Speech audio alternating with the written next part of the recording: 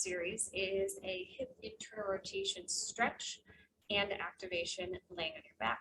And then we'll also take an internal rotation mobilization activity with an activation seated. So you're getting different ranges of motion, trying to access better mobility in this plane and in this motion that we don't really get to work on in our everyday life.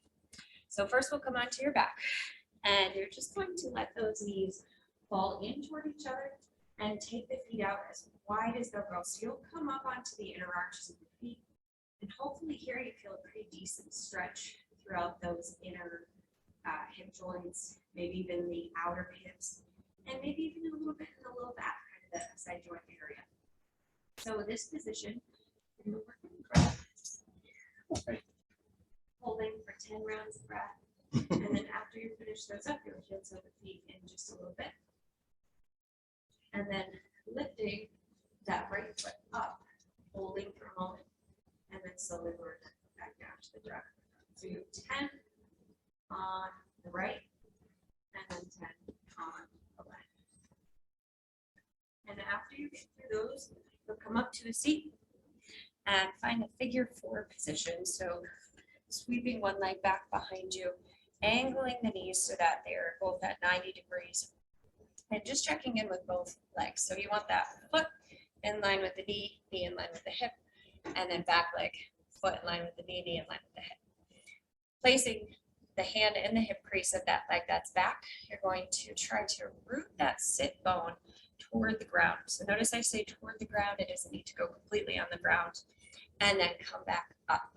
So we have 10 rounds of this hip internal rotation mobility on the left leg, on the left hip. So as you work through these, hopefully you can get that sit bone down toward the ground just a touch more.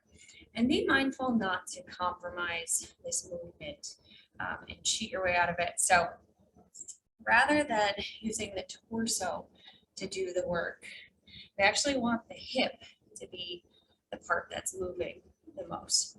And this motion is less about leaning forward and more about sitting that butt down. Okay. So after you get through your 10 here, you're going to sit up nice and tall, kind of recalibrate here, place the hands in front of you, and then you're going to lift that back foot up off the ground. So the knee is your pivot point, and the foot is what is lifting.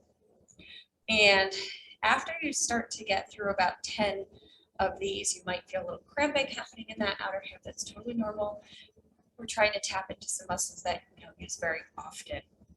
So as you start to get tired with this one, it's very important to consider that you're not shifting that body forward to get that foot up, but rather keeping a nice strong core here, lifting through the chest and then lifting the foot. Okay, so even if you don't go up very high, that's okay.